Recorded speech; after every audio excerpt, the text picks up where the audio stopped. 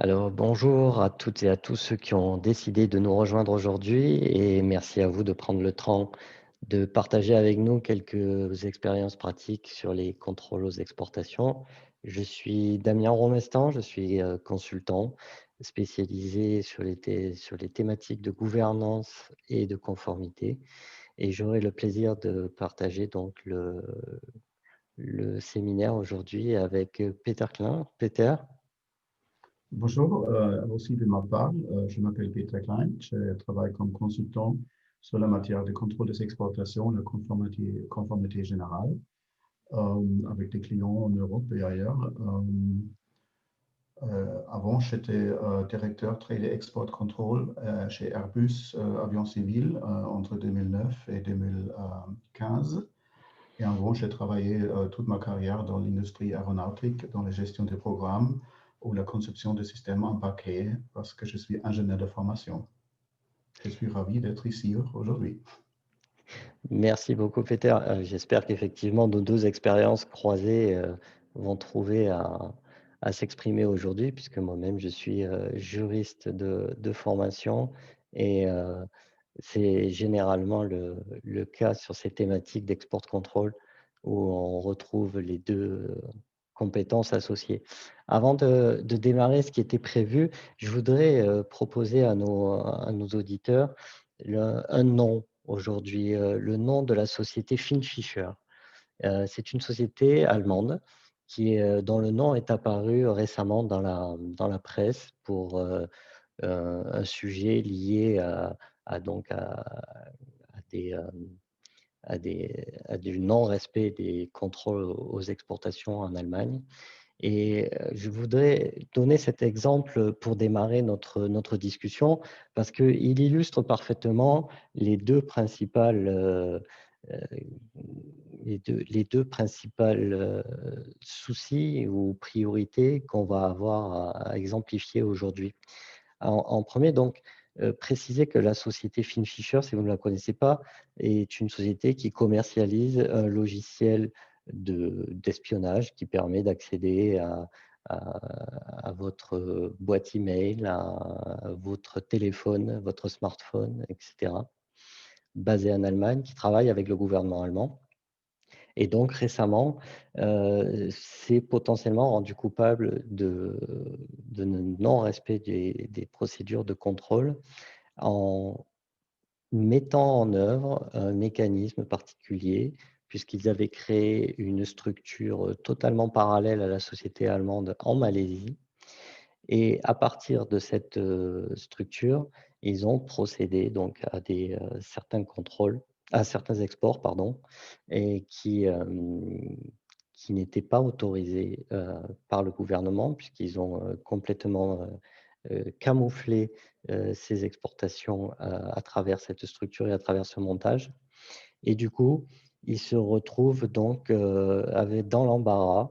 Et on voit bien ici toute la problématique des contrôles aux exportations à travers donc, un, un bien particulier, ce logiciel qui fait l'objet d'une attention particulière puisqu'il demande pour son export une licence et qui ne va pas être exporté partout de la même façon ou être autorisé à être exporté et notamment parce que c'est un logiciel particulier et son usage va poser problème ou peut poser problème. C'est bien ce qui est au cœur de notre sujet aujourd'hui, puisque ce que l'on entend pouvoir envisager ensemble, c'est chercher quelle est la responsabilité particulière de l'entreprise et ce qu'elle doit être, puisque dans la réalisation de ces transactions, l'entreprise va chercher à transmettre quelque chose, quelque part, à quelqu'un pour une utilisation finale qui a son importance. C'est ce que l'exemple précédent souhaitait souligner. L'objectif de pouvoir respecter donc par l'entreprise l'ensemble de ses obligations, c'est surtout pour elle de ne pas remettre en cause soit sa responsabilité juridique, soit sa réputation, éventuellement d'être soumise à des amendes ou être condamnée devant les juridictions.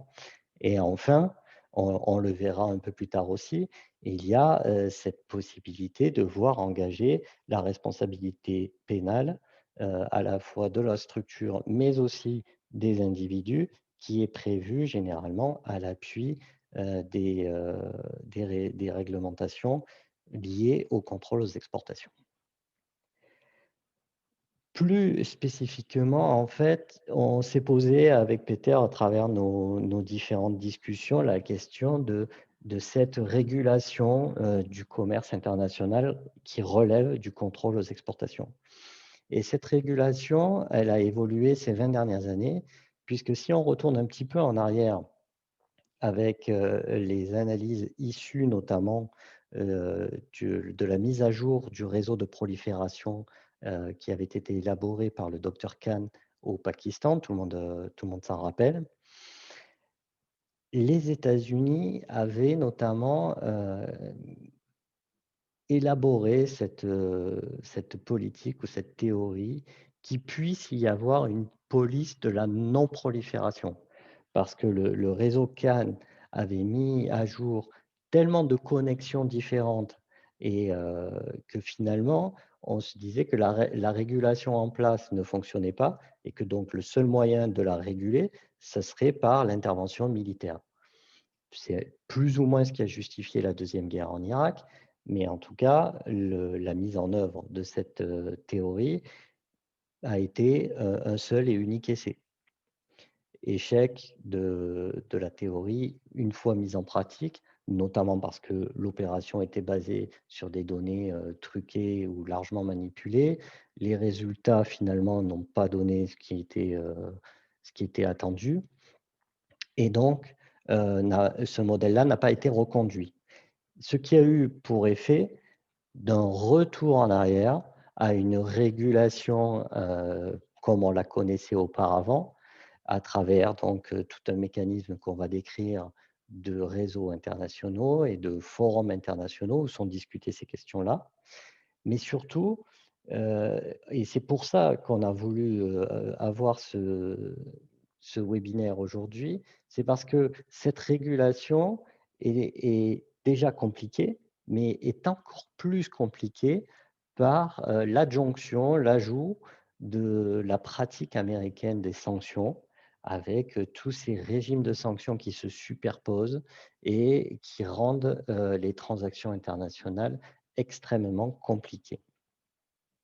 Cela étant, il est donc important de voir comment s'organisent ces forums et les discussions autour des contrôles aux exportations.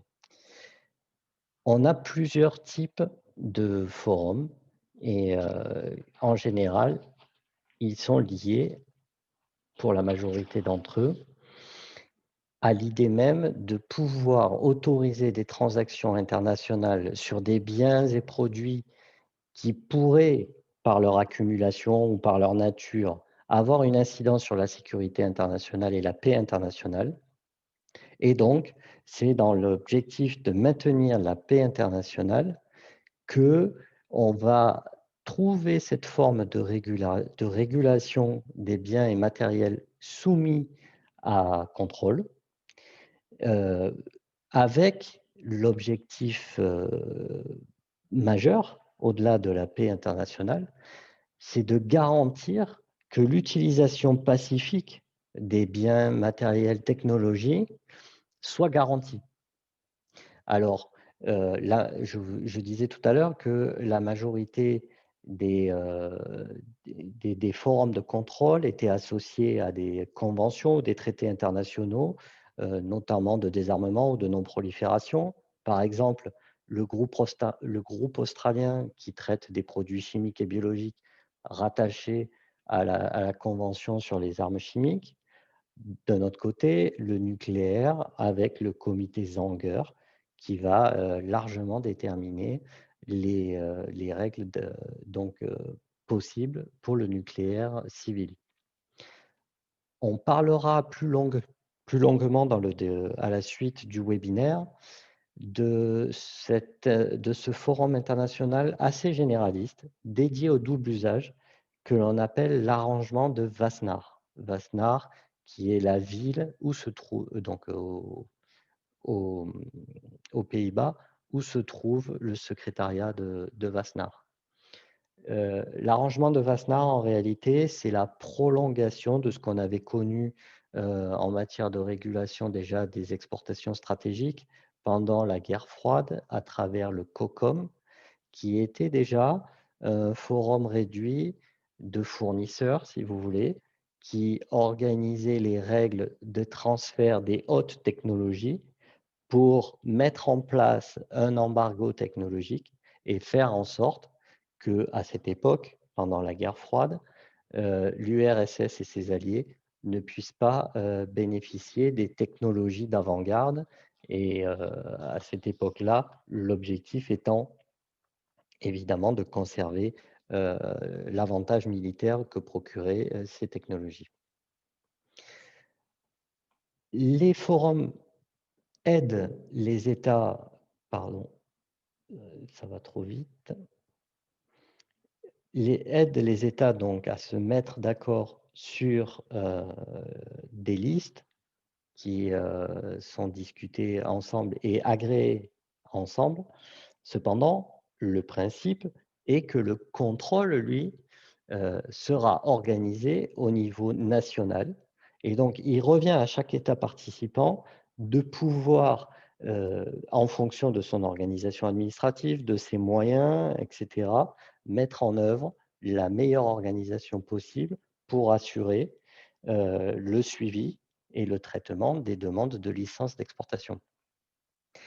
Ça a, comme c'est souligné ici, une importance majeure parce que si les listes sont tout à fait communes et encore sous certaines réserves, mais je crois que Peter va en parler aussi tout à l'heure, puisque dans certains cas, il peut y avoir des ajouts sur les listes communes, le contrôle, donc l'opération véritablement de traitement de la demande d'exportation, relève de l'administration nationale.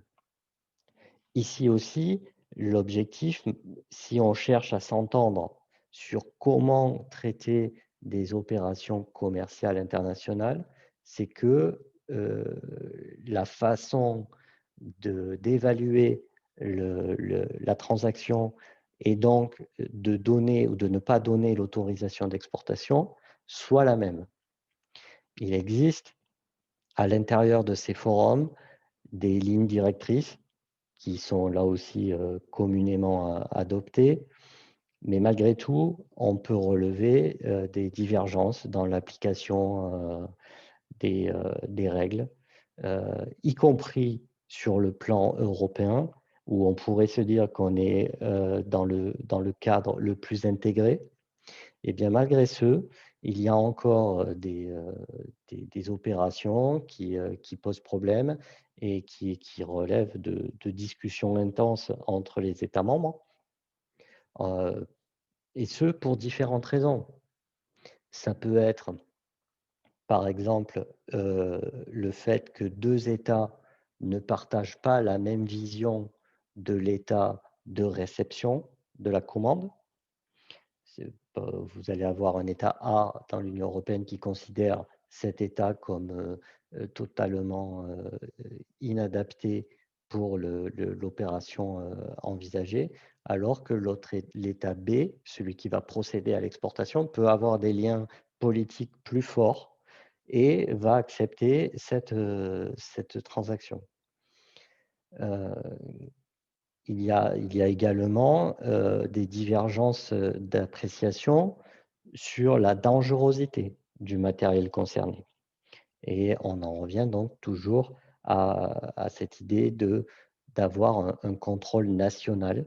Et on verra combien il est important justement pour les opérateurs du commerce international de créer du lien avec les autorités de contrôle, d'anticiper les opérations, d'aller faire connaissance en personne, physiquement, avec les autorités de contrôle pour expliquer ce que l'on fait, qui sont les clients.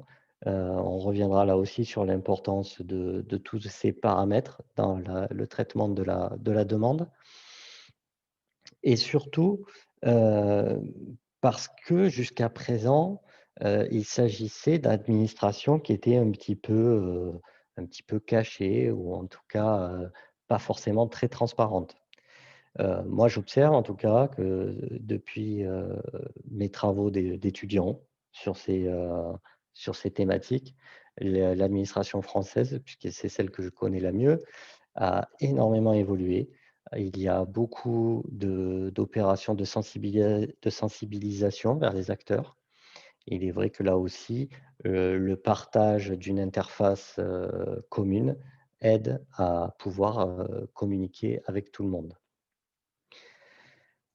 Dernier point que je voudrais souligner qui devient important depuis 2005, c'est que ces contrôles aux exportations vont demander également des contrôles particuliers, une diligence particulière de la part des institutions financières et en particulier des banques qui, alors là encore, il s'agit d'une conséquence du démantèlement du réseau CAN, sont amenés maintenant à devoir évaluer le risque en matière de prolifération d'armes de destruction massive d'une opération, le risque associé à une opération, du commerce international.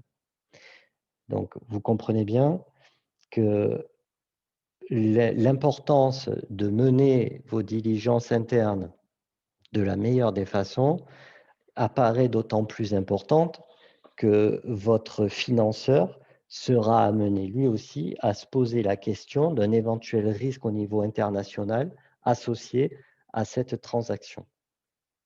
Alors, pour limiter quand même notre propos aujourd'hui, nous avons pris en considération les contraintes du commerce international associées au contrôle aux exportations et on mettra l'accent en particulier sur ces contraintes qui sont associées à la nature du produit, au bénéficiaire final, mais aussi les contraintes liées à une chose qui est très à la mode en ce moment, mais qui est de plus en plus prégnante, c'est l'extraterritorialité des réglementations américaines. On verra comment cela va déployer ses effets. L'objectif pour nous, donc, désormais, c'est de pouvoir avancer sur les aspects organisationnels, voir comment il va falloir mettre en place une organisation interne qui soit adéquate, parce qu'il n'y a pas de formule magique. C'est, chaque organisation doit trouver, son modèle et s'adapter en fonction de différents facteurs. Cependant, il existe des critères particuliers qu'il ne faut pas, laisser passer parce que faute de quoi, votre programme de conformité ou vos diligences peuvent s'en trouver impactés et impactés négativement et c'est ce qu'on va voir maintenant. Le 1er des points, c'est, le KYC, donc la fameuse formule qui veut que l'on connaisse son client. C'est assez traditionnel. On sait que ce sont des réglementations qui nous viennent tout particulièrement de la lutte anti-blanchiment et la lutte anticorruption. Euh, Par extension, donc ce sont des procédures qui veulent qu'on mène des diligences, des enquêtes, qu'on rassemble des données sur la future liaison d'affaires et qui permettent de connaître cette future relation d'affaires. En particulier, le traitement de toutes ces données doit nous permettre de déterminer un profil de risque. Alors, il existe des bases, des listes publiques, notamment en matière de sanctions sur les entités morales, les personnes morales et les personnes physiques ciblées notamment par les sanctions. Il y a les embargos géographiques, les embargos spécifiques qu'il va falloir analyser. Mais Au final, en fonction donc du profil de risque que ça va vous donner, vous allez décider ou pas d'engager cette relation commerciale. Dans tous les cas, ce n'est pas parce que vous avez effectué cette analyse au démarrage de la relation que c'est définitivement clos et que donc le courant d'affaires peut se dérouler sans aucun problème. Il faut quand même régulièrement remettre à jour les données pour être sûr qu'on est toujours conforme à ce qui doit l'être. Un dernier point important dans ce domaine et qui va le devenir de plus en plus, c'est la vérification du bénéficiaire final. En particulier lorsque vous allez démarrer une relation d'affaires avec une personne morale et que vous allez comparer donc les listes de sanctions, par exemple, et il se peut que la personne morale elle-même ne soit pas listée comme étant problématique et donc il n'y aura pas de drapeau rouge. Le problème, c'est que soit l'actionnaire majoritaire ou quelqu'un qui a le contrôle de la société, donc le bénéficiaire final, lui peut ressortir dans les listes. Donc, il ne faut pas simplement s'arrêter au nom de la société, mais il faut aller regarder également les organes de contrôle pour s'assurer de, de la validité de la relation d'affaires qui va démarrer. Bien entendu, il y a certains drapeaux rouges qui doivent vous alerter au moment du démarrage de la relation d'affaires, lorsque, par exemple, le futur client propose des méthodes de paiement qui paraissent inhabituelles, que ce soit sur le mode de paiement ou le circuit de paiement, ou par exemple, lorsque vous allez chercher les bénéficiaires finaux, si la liste qui ressort fait apparaître des personnes politiquement exposées. Là aussi, ça accroît le risque, notamment en matière de corruption, mais pas seulement, si on pense à certains environnements exposés aux sanctions. Voilà, il y a énormément d'événements qui peuvent vous faire penser à, à quelque chose d'un petit peu particulier qui doit vous alerter. La liste serait longue à faire, mais c'est le passage obligé pour démarrer. Arriver à connaître la personne avec laquelle on va engager cette relation d'affaires. Mais au-delà de ça, il va y avoir, et je vais laisser la parole à Peter là-dessus, la connaissance que l'on a de soi-même. Et ceci commence donc à travers la connaissance de son produit. Peter, je t'en prie, à toi. Et Damien. Oui, je vais parler sur le Know Your Product, connaître son produit. Et d'abord, il faut voir, il y a le principe, il y a les tangibles et les intangibles. Les tangibles sont les biens qu'on peut toucher avec sa main, ou les intangibles, c'est l'information, c'est la technologie, le savoir-faire, la documentation, les logiciels. Ça peut être imprimé sur papier, mais aujourd'hui, c'est plus dans les bases de données, dans un serveur organisé dans les fichiers informatiques. Et pour cet intangible, c'est beaucoup plus difficile à vraiment faire un contrôle qui est adapté parce que les intangibles, c'est la manière de mise à disposition. Si on a un document qui envoie en papier, OK, c'est un peu la même chose comme un bien.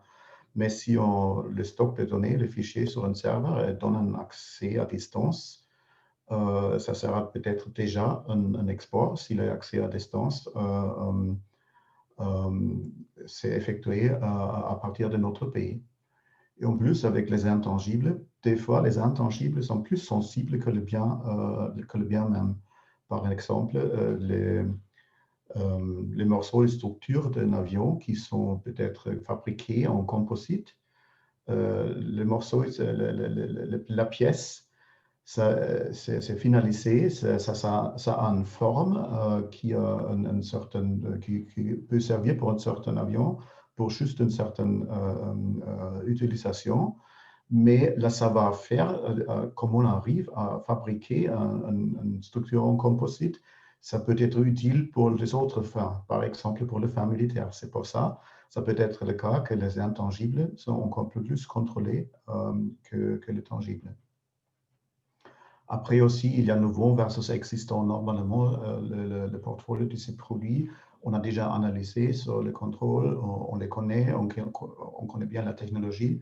Vers le nouveau, ça peut être différent. Apparemment, on fait un développement pour avoir un produit plus sophistiqué. On applique des technologies différentes et après, on arrive aussi à des caractéristiques de performance supérieures et ça peut changer l'enjeu. C'est aussi une série qu'on fabrique 1000 fois, 10 000 fois la même chose. OK, c'est une analyse une fois, après c'est fait. Mais si on modifie, on fait une amélioration des caractéristiques ou même on fait une conception sur commande, c'est notre enjeu parce qu'il faut regarder tout ce qu'on met dedans et le moindre détail peut changer la classification. Aussi, c'est civil militaire versus militaire. C'est clair, des armes sont typiquement militaires ou contrôlées dans un très haut niveau. Mais ça dépend aussi à quelle fin on va utiliser un bien ou une information, un savoir-faire. Avec le même savoir-faire, pour un avion civil, par exemple, on peut largement s'en servir de cette technologie pour fabriquer des pièces ou des systèmes même pour un avion militaire.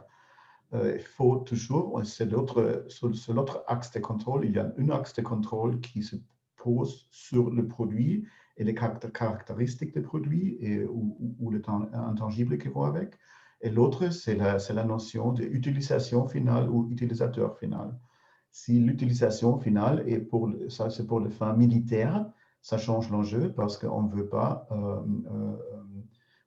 sans réflexion et sans contrôle donner les biens et les savoir-faire, la technologie. Tous les autres pays, peut-être pas amicales, pour augmenter leur capacité militaire. Après, il faut regarder les juridictions. Normalement, c'est clair, on a toujours soumis à la juridiction des pays où on est, le pays local.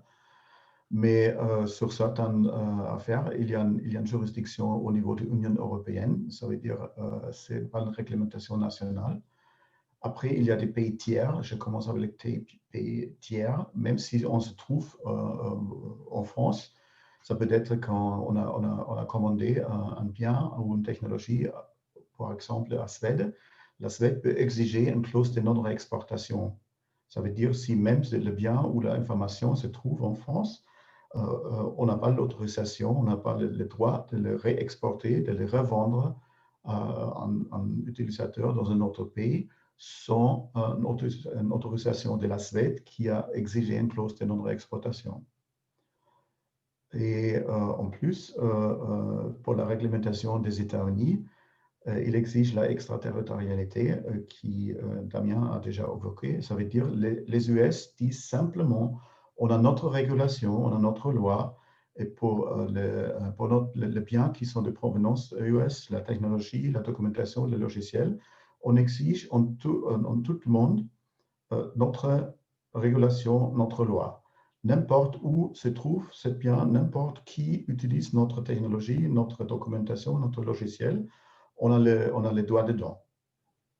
Et ils sont très pointus à renforcer les règles par leur puissance économique apparemment et en cas que Damien a déjà évoqué, comme en Irak, aussi la puissance militaire. C'est toujours une question si votre business est soumis à la régulation des États-Unis aussi, ou des autres pays tiers, mais c'est très rare. C'est plus rare que le Nexus des États-Unis. Et ça explique pourquoi on est concerné par les spécificités US. Plus tard, je vais donner quelques exemples sur le de minimis, c'est la méthode de calculation calcul pour les biens civils. Si un bien civil est soumis à la contrôle américaine ou non.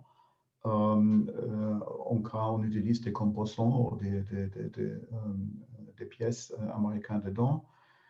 Il faut toujours regarder leur série 506 que je vais expliquer après. Ce sont les régulations spécifiques pour les biens qui servent pour l'espace, pour l'exploration d'espace.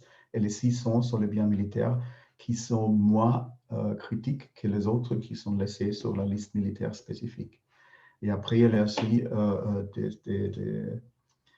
les choses qui facilitent un peu, parce que des fois, c'est un peu difficile d'avoir les contenus américains détaillés.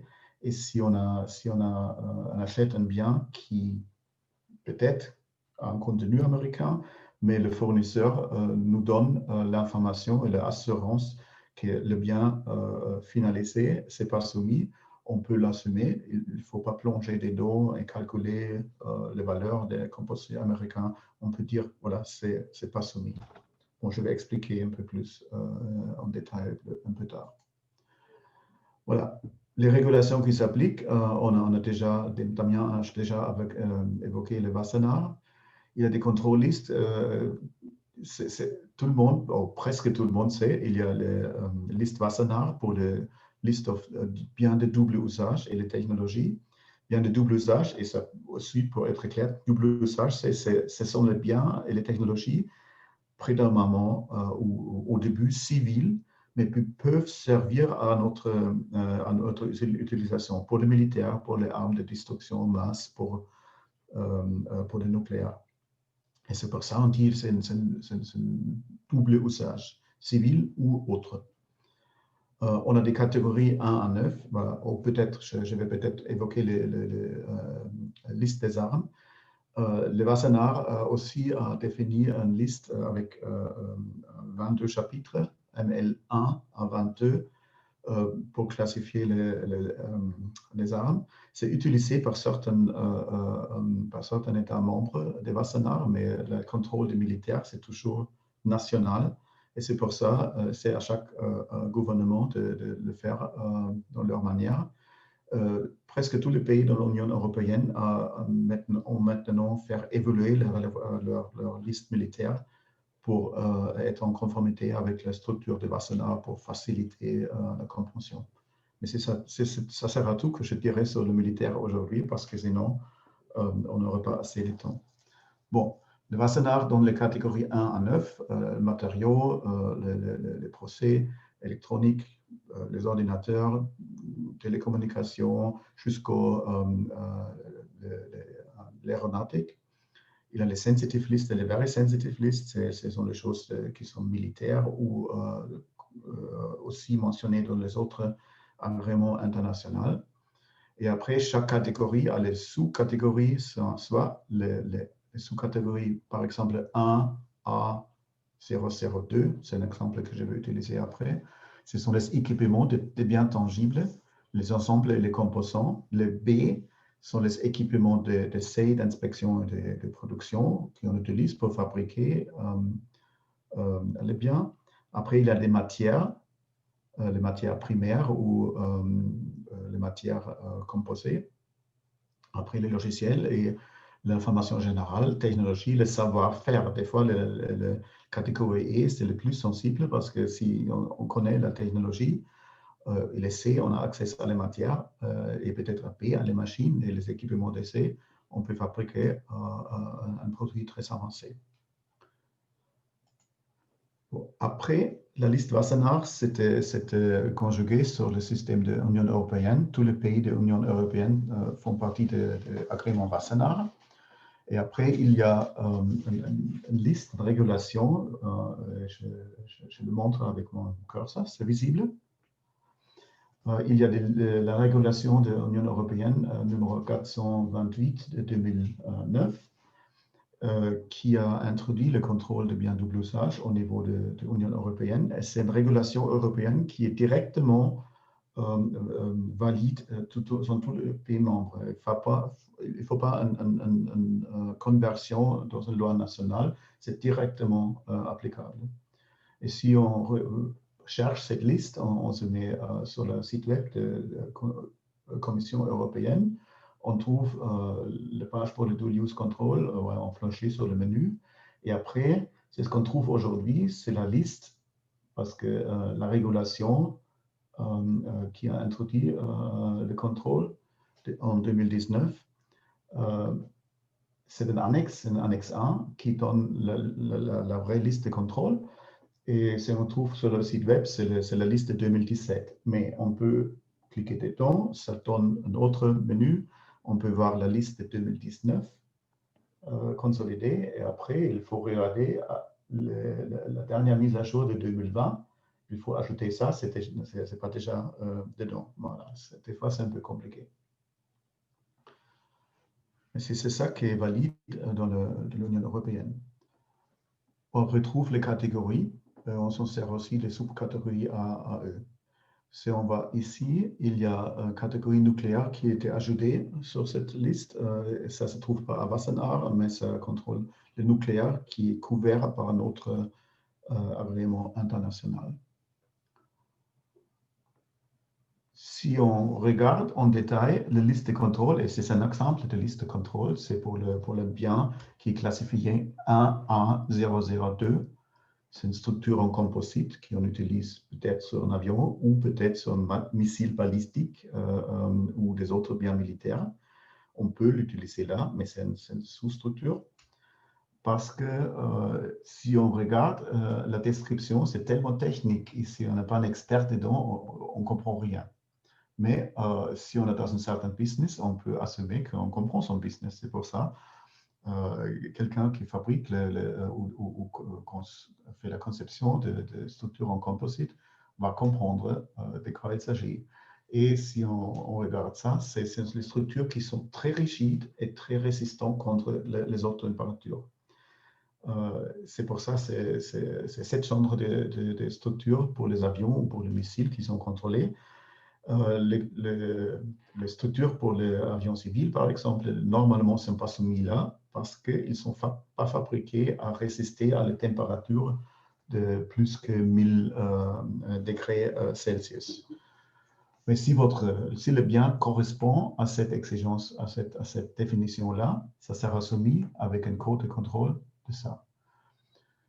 Et des fois, il faut plonger plus dedans parce que aussi un bien peut être contrôlé juste grâce ou comme conséquence du fait de la matière première qu'on a utilisée. Par exemple, pour un bien de 1 à 002, s'il utilise les matériaux qui sont spécifiés dans 1C010, et c'est sur les matières primaires pour les composites, c'est sur les filaments et les raisins.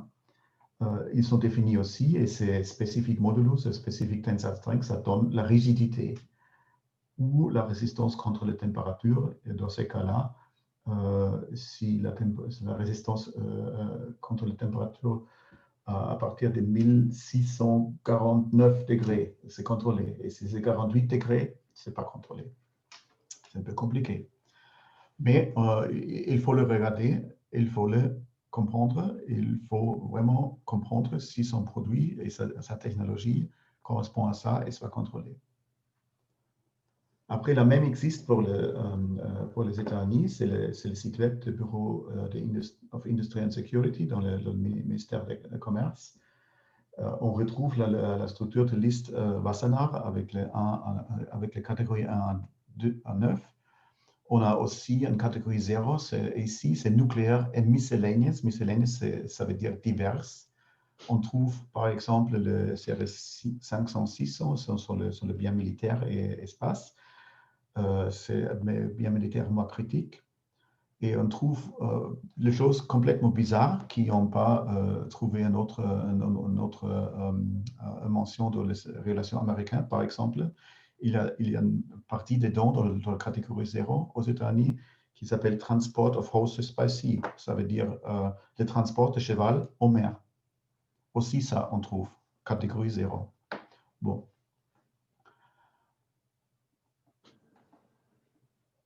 Je vais un peu revenir sur les spécificités US. sur l'exemple de minimis, parce que c'est important à savoir si un bien est soumis au contrôle américain en plus du contrôle local ou pas. Et c'est sur la base des contenus américains par valeur. Si un bien contient des composants américains, d'une certaine valeur, si un bien coûte par exemple 1000 euros et le contenu américain vaut 500 euros, ça fait 50% des prix de fair market value. Ça veut dire on a un pourcentage de 50% et normalement c'est soumis parce que la limite pour ces valeurs, c'est 25% pour la plupart des pays. Mais pour quelques pays sous sanctions, ça peut être 10% ou même 0% pour certains pays et ou certains utilisateurs finaux. On trouve ça, c'est une régulation qui est vraiment compliquée, c'est un calcul qui est compliqué, avec beaucoup de spécificités et exceptions. Il faut toujours regarder la situation individuelle. Mais la bonne nouvelle est la plupart des biens ou la technologie, aussi, si c'est soumis au contrôle américain pour presque, si on est dans le champ civil, pour presque tout le monde, on n'a pas trop de contraintes. Si ce que toujours faut regarder, ce sont les pays sous embargo américain comme la Syrie, Iran, Corée du Nord, Soudan, il y a un autre, Cuba, j'oublie toujours Cuba parce que c'est une spécificité américaine. Et après, il y a des spécificités aussi à voir sur les technologies un peu plus sophistiquées. C'est pour la Russie, pour Venezuela, pour la Chine. Et il y a des autres embargos. Mais la Chine, c'est dans les nouvelles toujours parce que c'est presque une guerre commerciale entre les Américains et la Chine maintenant. Et maintenant, les Américains sont en train de vraiment attaquer directement des sociétés chinoises, par exemple Huawei, à cause de la suspicion d'espionnage et des autres choses, et aussi des violations, des infractions sur les embargos américains. Il y a des régulations spécifiques, c'est ce qu'on peut faire avec Huawei, avec certaines technologies ou pas, même si on peut vendre la même technologie presque à tout le monde. Mais les Américains, ils aussi veillent si les sociétés dans les autres parties du monde respectent leur embargo. Voilà. Sur le de minimis, une fois le seuil est dépassé, la réglementation américaine s'impose. Et sinon, si on est en dessous de 25%, de 10%, on peut faire une transaction. Mais il faut toujours regarder un peu de la marge, l'évolution de taux d'échange des dollars et comme ça, toutes les variations. Ça peut être compliqué, mais c'est faisable. Bon, et après, il y a l'utilisation de la notion. C'était la notion de produit, et maintenant, c'est la notion d'utilisation, utilisateur final. Ce sont les règles de l'Union européenne. Si on sait ou on était informé qu'un bien civil sera utilisé pour les fins militaires, pour les fins nucléaires, et comme ça, il faut une autorisation. Ce sont les 2 pages de catch-all clause européenne. C'est à comprendre et ça change l'enjeu. Et là, c'est aux États-Unis, c'est le catch-all clause États-Unis, c'est le 744 dans la régulation. Et il y a l'Union européenne, ils sont 2 pages avec 8 petits chapitres, et les US, ils sont 21 chapitres et 6 suppléments. Les cas de Chine, Russe, Venezuela, Huawei, les autres sous embargo, les spécificités qu'on peut ou ne peut pas faire. Ça devient un peu plus compliqué, là, apparemment. Il y a des analyses à faire, on peut le faire, mais il ne faut pas se tromper, apparemment.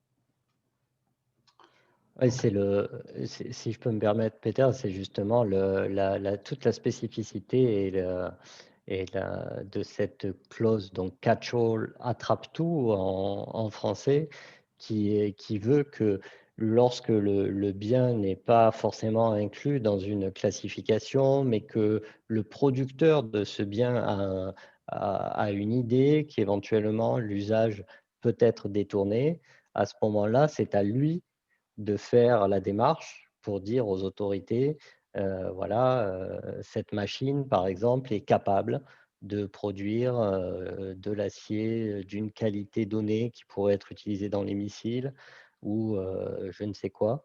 Mais c'est quand même assez spécifique à cette réglementation du contrôle aux exportations. Et là aussi, pour les industriels, parfois, c'est un petit peu délicat. D'autant plus que la clause, si elle est d'inspiration américaine, et elle n'est pas du tout mise en œuvre de la même façon comme tu l'as souligné. Et aux États-Unis, c'est véritablement compliqué.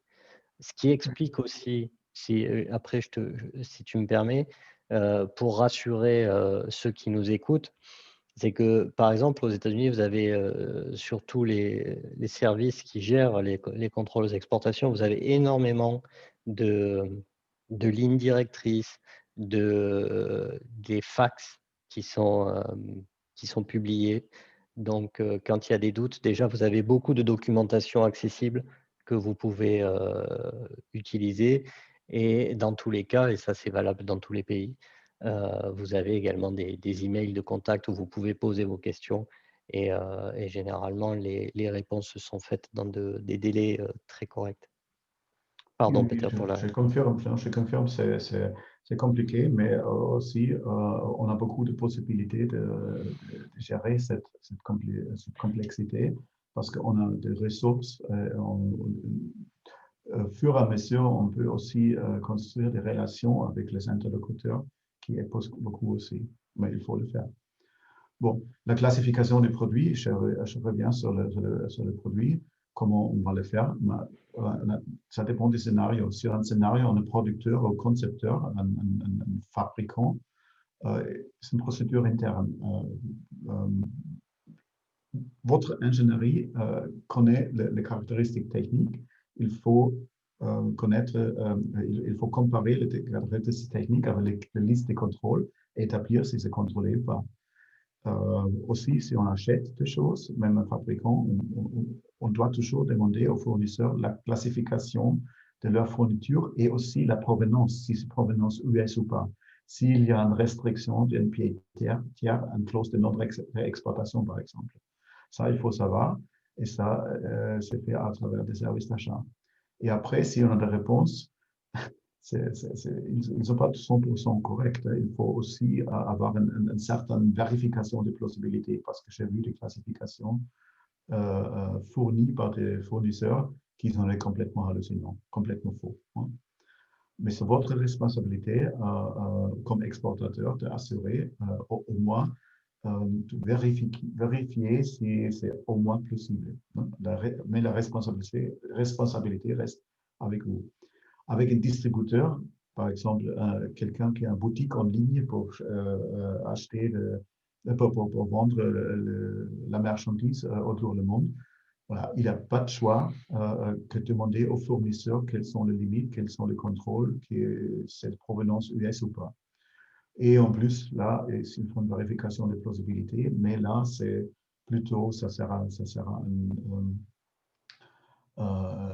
une chose qui sera faite à travers le fournisseur pour un distributeur.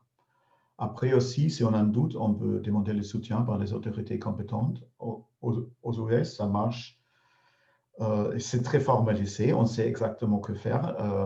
Les résultats ne sont pas toujours agréables, mais ok. Et aussi le délai, des fois, ça peut être un peu gênant dans certaines situations. Mais ça s'est fait. Dans les autres pays, c'est un peu plus compliqué. En France, par exemple, j'ai l'expérience. Des fois, je demande le service bien double usage. Ils disent, voilà, demandez une licence. Après, vous auriez une licence ou pas. Mais des fois, on ne veut pas une licence, on veut juste une vérification qu'on n'a pas besoin d'une licence parce que ça sera plus sympa. Et voilà. Si on n'arrive pas avec les autorités, on peut toujours avoir le soutien des experts externes qui ont leur expérience sur l'industrie, l'expérience sur l'administration et le savoir-faire, comment on va gérer un procès. Mais après, il faut toujours aussi la documentation. Si on a fait une détermination d'une classification, c'est soumis à un contrôle ou pas, il faut toujours garder cette documentation, gérer ça, mettre dans une base de données, parce que ça peut être arrivé que 5 ans plus tard, on a un incident, un bien, une documentation monte à Syrie et comme ça, voilà. Au moins, il faut avoir la documentation, la classification originale, à qui on a donné ces biens, ces technologies, et sur cette base. Il faut toujours cette mise à jour parce que aussi la régulation peut évoluer. Les choses qui ne sont pas sous contrôle soumises aujourd'hui, ils sont soumises demain. Par exemple, les technologies qui sont très nouvelles, comme l'intelligence artificielle, la reconnaissance faciale et des choses comme ça, ça commence à être soumis à contrôle. Ce n'était pas le cas il y a 5 ans. Bon.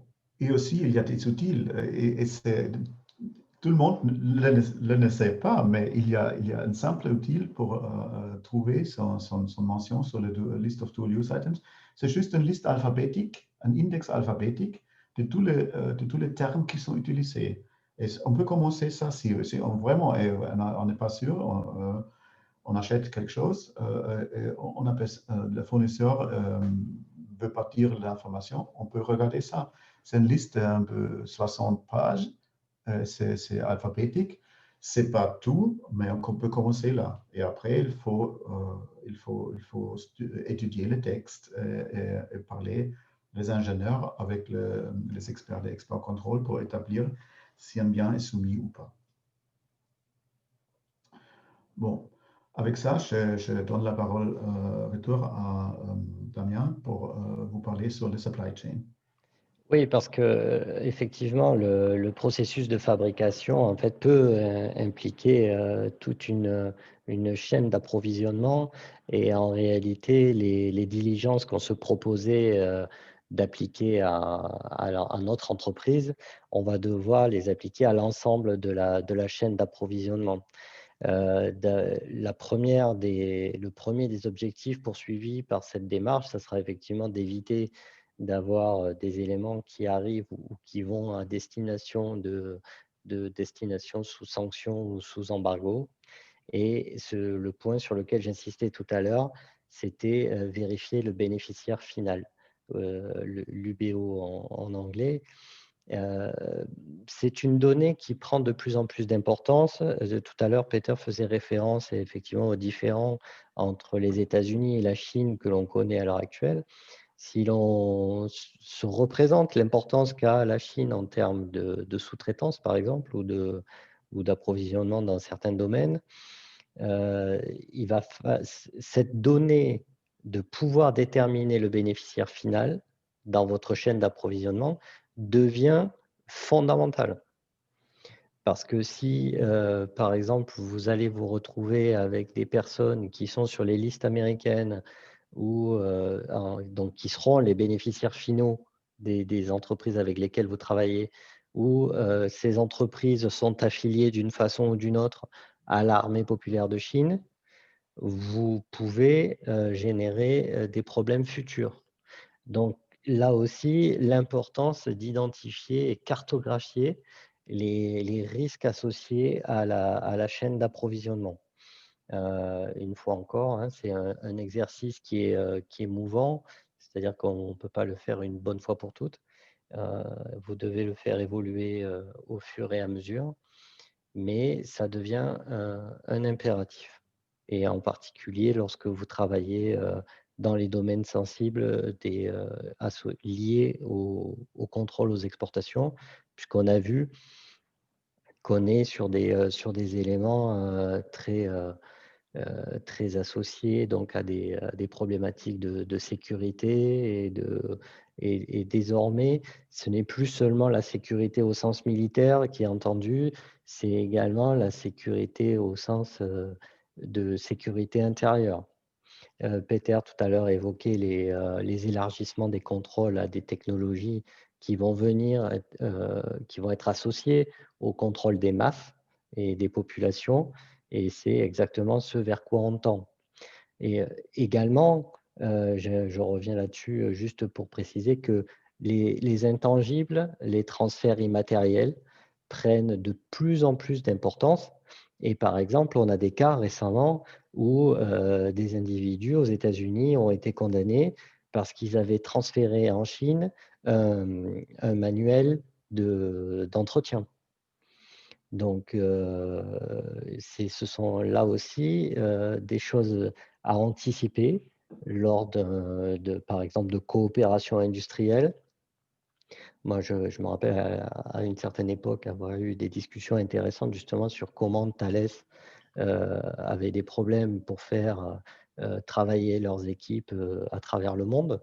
Ça a l'air idiot comme ça, mais par exemple, vous aviez le service français qui demandait à avoir connaissance de tous les emails que pouvaient s'échanger les ingénieurs.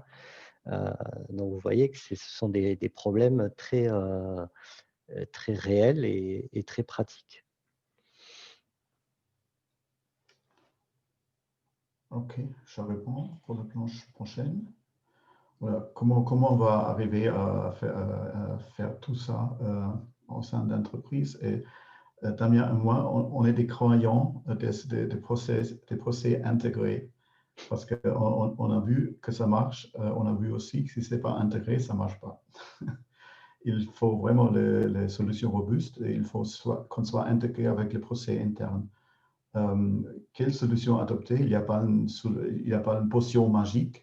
Ça dépend toujours des scénarios spécifiques, comme votre société fonctionne, comment elle est organisée. Mais il faut vraiment une intégration de conformité, de contrôle des exportations sur le business process, vraiment sur votre mainstream. Le KYC, le Know Your Customer, peut être intégré, par exemple, au moment de la vérification de la viabilité commerciale. On fait une recherche sur un nouveau client, un fournisseur quand même.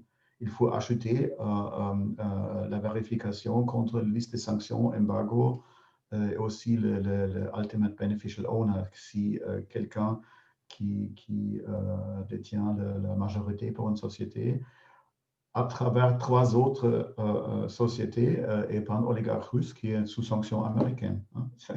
C'est ça qu'il faut faire et là, il y a des services qui vous facilitent à le faire. Et si vous êtes expert de AML et des conformités en général, vous connaissez ça. Au moins pour la partie Know Your Customer. Know Your Supply Chain, c'est la même chose. On vérifie la viabilité commerciale et après, il y a certains genres d'industries qui sont obligés aussi de faire régulièrement un audit de leurs fournisseurs. Par exemple, dans l'aéronautique, il faut toujours faire un audit d'un fournisseur pour qu'il conforme avec toutes les règles, avec tous les procès, avec toutes les régulations EASA, aéronautique, et ça existe dans les autres industries aussi, pour les automobiles, pour la chimie, pour votre industrie peut-être. Hein. Si on fait un audit chaque 3 ans avec un fournisseur, on ajoute une vérification de la procédure de conformité. Hein, et après, aussi la vérification si en entre-temps, il n'était pas racheté par une société qui est contrôlée par une autre société qui est contrôlée par un oligarque russe. Hein. Le Know Your Product, c'est pendant la formalisation de la documentation, pendant le procès de développement et de conception d'un produit, on sait quelle technologie, quels composants on intègre. Et là, le plus tard, au lancement de production, même pour une pré-série, il faut vraiment faire cette détermination finale. Est-ce que c'est bien contrôlé? Quelle catégorie, quelle classification, vu la liste Wassenaar, respectivement, Union européenne, on applique. Et après, on a une classification, on peut trancher si on peut vendre et livrer ces biens et la technologie qui va avec à un certain client. Et pour la fourniture, on fait la même chose à travers les services achats avec la vérification de plausibilité. C'est fortement recommandé d'intégrer toute la documentation et tous ces procès dans les ERP, le Enterprise Resource Planning, ou si vous avez un système SAP qui détient tout, les bases de données master de votre client, de votre fournisseur, les bases de données pour tous les produits, pour toute la documentation, pour les procès de fabrication et comme ça. Des fois, c'est tout dans un système SAP ou comme SAP. Il y a aussi des modules pour le contrôle d'exportation.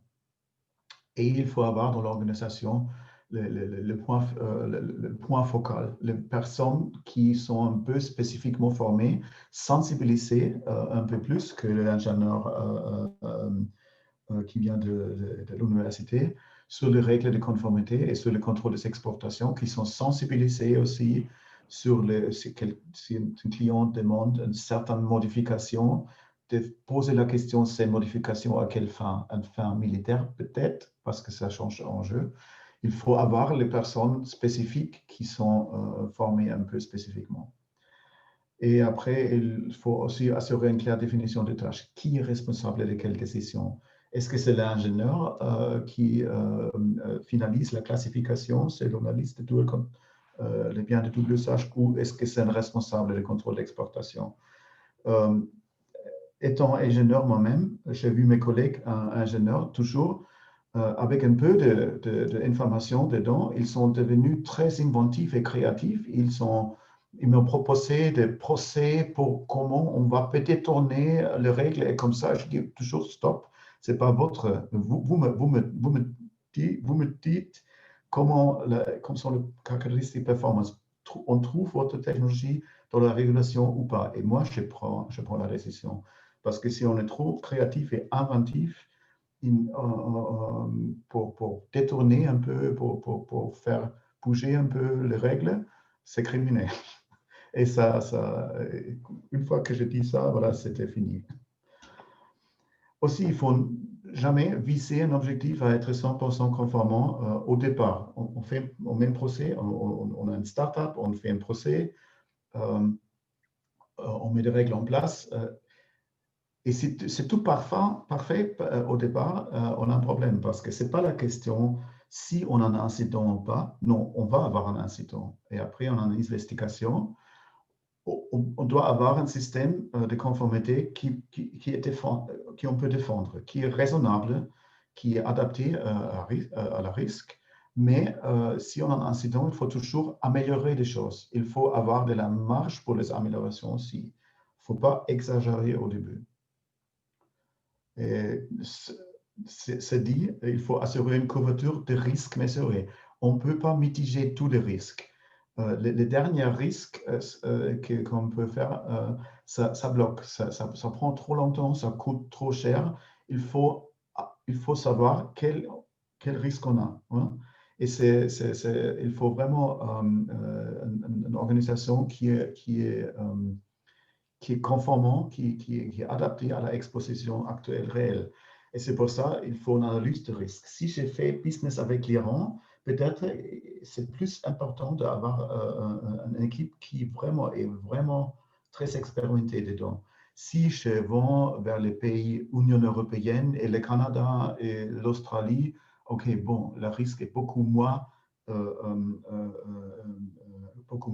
grand parce que ils peuvent recevoir presque toutes les technologies. Là, on peut peut-être un peu prendre un peu de recul. Hein.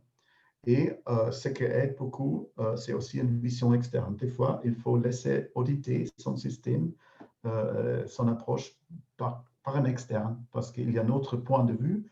C'est très bien pour voir les points forts et les points faibles de son organisation. Et pour rebondir là-dessus et donner entièrement raison à Peter, l'objectif de pouvoir, de votre côté, au sein de votre entreprise, mettre un contrôle de conformité qui soit vraiment ajusté à votre entreprise, c'est que vous n'allez pas hésiter à la créer, cette fonction conformité, si elle n'existe pas, ou à l'adapter à votre besoin réel si elle existe déjà. Parce que ce que l'on rencontre assez régulièrement, ce sont notamment dans les petites entreprises des fonctions conformité qui n'existent pas, une analyse du risque qui n'existe pas, et donc le risque a d'autant plus de chances de se réaliser. Et après, quand on discute avec les dirigeants de ces entreprises, ils nous disent « Oui, mais moi, je n'ai pas les moyens ». Alors, c'est justement là où l'approche est réelle compte, c'est qu'il faut adapter à ses besoins et à son business réel, pas à son business fantasmé. Parce que sinon, effectivement, on est à court de ressources, à la fois formées et puis en matière financière également. L'heure tourne pas mal, mais on touche au but. Heu, il va il est on a sauté un, voilà. En termes de conclusion, donc on voulait également faire, quelques ouvertures, notamment citer des cas, relatifs à la Corée du Nord où, par exemple, le comité des sanctions sur la Corée du Nord a pu, dans ses rapports, faire état, après avoir récupéré les morceaux, suite à des tests, balistiques menés par la Corée du Nord, que, la Corée du Nord avait utilisé des alliages qui étaient juste en dessous du contrôle, du niveau de contrôle.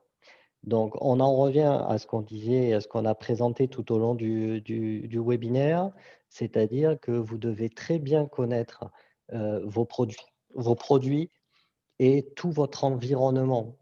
Parce que si vous avez un soupçon sur la qualité de l'alliage, par exemple là dans le cas de producteurs de métaux, et en fonction de la destination de ce métal, ça doit faire allumer des drapeaux rouges au sein de la prise de décision. Euh, c'est important de le savoir. Et bien entendu, peut-être que des vérifications rapides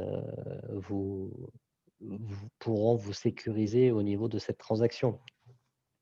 On a dit tout à l'heure que effectivement les sanctions américaines posaient de plus en plus de problèmes. En réalité, elles posent énormément de problèmes parce qu'au-delà de la force de frappe militaire américaine, c'est surtout qu'elles sont liées à la force du dollar et que les États-Unis ont la possibilité d'empêcher les opérateurs économiques d'agir sur le plan international et de leur bloquer l'accès à leur marché. Alors, vous avez certainement entendu parler de l'initiative européenne Instex pour permettre de continuer à faire certaines transactions avec l'Iran.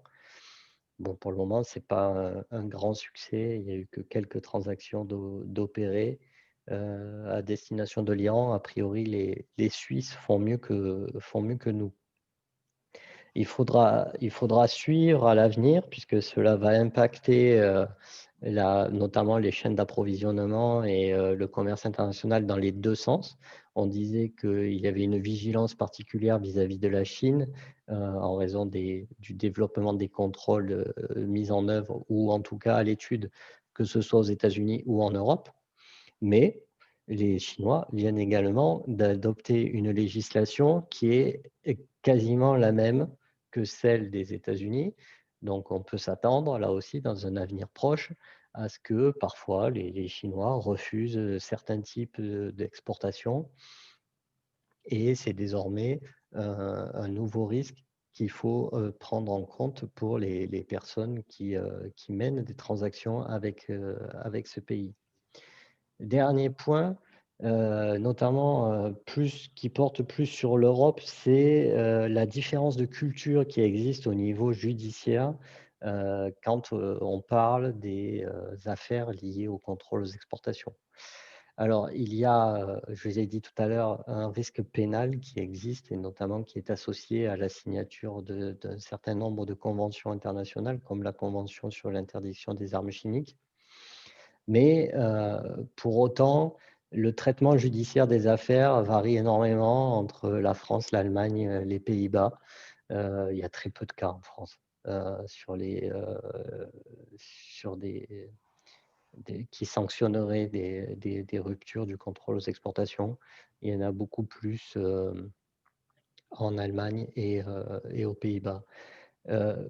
Peut-être, on avait démarré avec un exemple, peut-être vous laisser sur un autre exemple qui malheureusement concerne encore une entreprise allemande où on se retrouve avec deux Allemands poursuivis pour avoir vendu des machines-outils à une entreprise d'État et qui relève du secteur de l'armement en Russie, alors que la Russie est sous sanction pour l'Ukraine.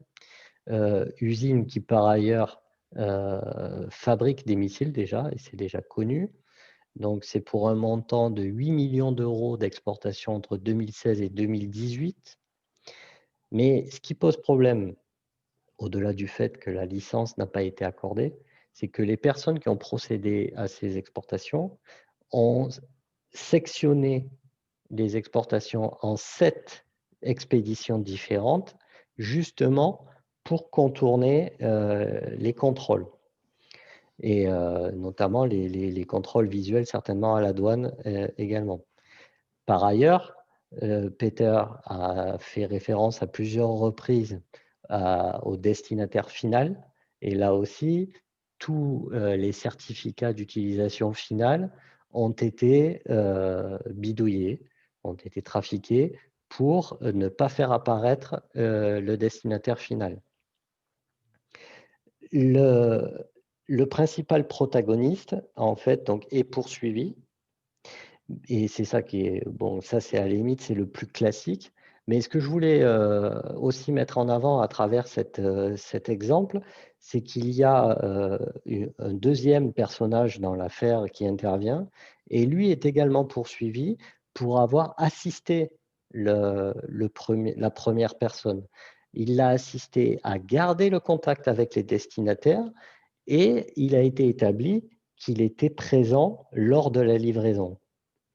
Donc, vous voyez que toutes ces affaires reposent sur des choses qui sont très structurées, qui sont pas accidentelles, mais qui demandent une certaine vigilance, puisqu'ici, on est quand même dans des cas où voilà, c'est une opération, une transaction qui est organisée, mais même si ça a mis le temps à être mise à jour, puisque ça demande des moyens d'investigation pour être découvert.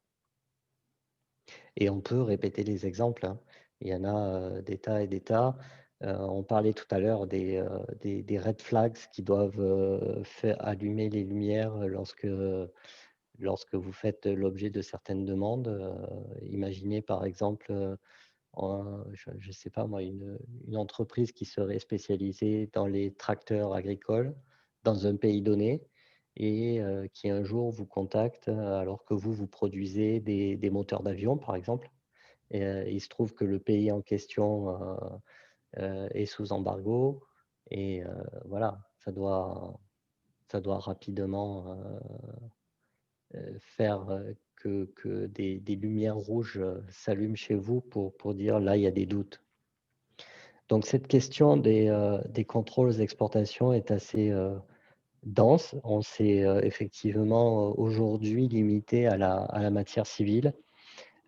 C'était une première approche. Nous sommes bien conscients, Peter et moi, qu'il y a 20 points à l'intérieur de cette présentation qui pourraient faire l'objet d'un webinaire à part entière. Peut-être y aura-t-il une suite, on verra. Mais en tout cas, merci pour votre attention. Je ne sais pas s'il y a des questions, puisqu'on a déjà débordé l'heure qui nous était accordée. En attendant, s'ils réfléchissent aux questions, Peter, est-ce que vous pouvez les écrire, hein, vos questions, on en prendra compte. Peter, quelque chose à ajouter? Je crois que tu as bien fait le sommaire. Voilà, il faut être conscient de cette problématique. Et il faut le faire une partie de son mainstream, de ce procès de business. Sinon, on va toujours tomber dans un piège. Tout à fait. Et donc, il faut rester vigilant également sur on conclura peut-être là-dessus, sur les dernières technologies qui ont été, les 6 technologies en particulier, les 6 thèmes qui ont été mis à jour dans la dernière stratégie nationale américaine et qui sont repris hein, par ailleurs par les instances européennes. Donc, reconnaissance faciale, les ordinateurs quantiques, tout ce qui est lié à l'espace désormais, font partie là, du cœur même des futurs contrôles. Et n'oubliez pas, parce que là aussi, ça prend de plus en plus d'importance, la partie matérielle, c'est le plus évident, c'est ce qu'on voit. Et puis, il y a la partie immatérielle. Donc, sachez par exemple que à travers des webinaires, vous pouvez faire l'objet vous pouvez tomber sous le coup des contrôles aux exportations parce que vous pouvez diffuser de l'information qui, si elle est très technique, peut relever d'une autorisation préalable. Donc, je conclurai là-dessus parce que le champ est de plus en plus important. Mais s'il ne faut pas le sous-estimer, il ne faut pas non plus surestimer la charge. Et c'est le message qu'on voulait vous faire passer aujourd'hui. Et en tout cas, ne pas désespérer en matière de business. Il y a très souvent des solutions. Je ne vois pas de questions arriver. Il est temps pour nous peut-être de remercier notre audience. Merci beaucoup, Peter, d'avoir accepté mon invitation. Et j'espère que qu'on pourra renouveler cette expérience. Merci à vous. Bonne fin de journée, Peter. Bonne fin de journée. Bonne fin de journée à tous. Merci. Au revoir. Au revoir.